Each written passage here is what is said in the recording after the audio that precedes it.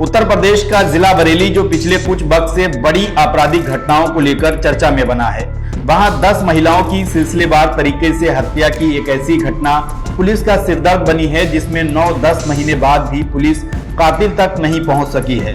हत्याओं के एक जैसे पैटर्न पर एक आशंका ये जताई जा रही है कि क्या यहाँ कोई साइको किलर घूम रहा है जो ग्रामीण क्षेत्रों की महिलाओं को निशाना बना रहा है।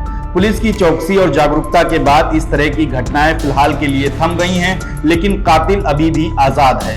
बरेली पुलिस ने अब 3 संदिग्धों के स्केच जारी किए हैं और पुलिस इन शक्लों वाले लोगों की तलाश में जुट गई है। बरेली के शाही, शीशगढ़, मीरगंज, फतेहगंज पश्चिमी थाना क्षेत्रों में पिछले 1 साल के अंदर कम से कम 10 महिलाओं की हत्या हो चुकी है।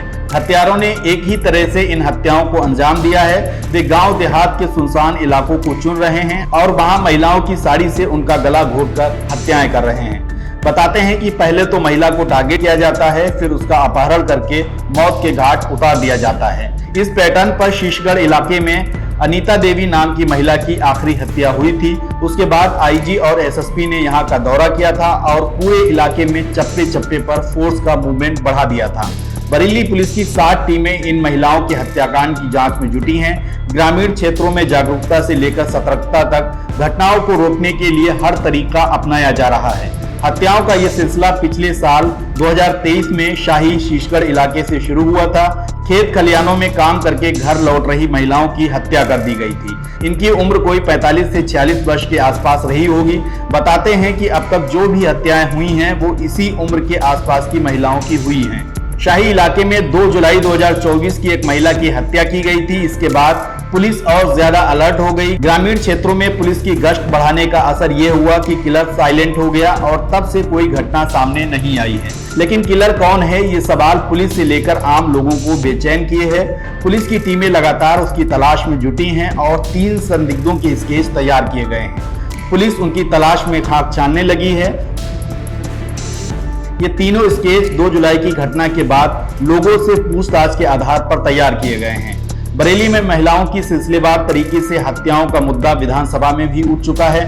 भाजपा विधायक डीसी वर्मा ने इसे विधानसभा में उठाया था, जहां उन्होंने हत्यारों की गिरफ्तारी और पीड़ित परिजनों को आर्थिक सहायता देने की जरूरत और मांग उठाई थी। पिछले दिनों ही यूपी के संसदीय कार्य मंत्री सुरेश खन्ना ने बरेली के डीएम को इस संबंध में एक पत्र भेजा था, जिसमें पीड़ित परिवारों को सरकारी योजनाओं से आर्थिक सहायता पहुंचाने की बात कही थी।